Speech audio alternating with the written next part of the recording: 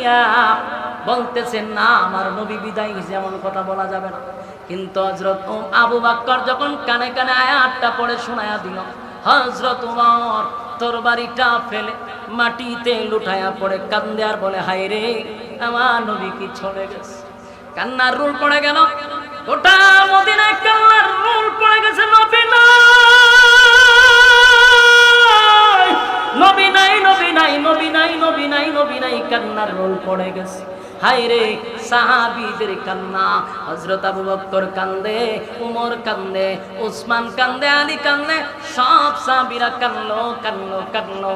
এমন কি আল্লাহর নবীর মেয়ে ফাতেমা, রাসূল যেদিন দুনিয়ার থেকে বিদায় হয়ে গেল, 6 মাসের ভিতরে বেঁচে ছিল, একটা দিনের জন্য ফাতেমা একদিন মুস্কি হাসি দেয় নাই।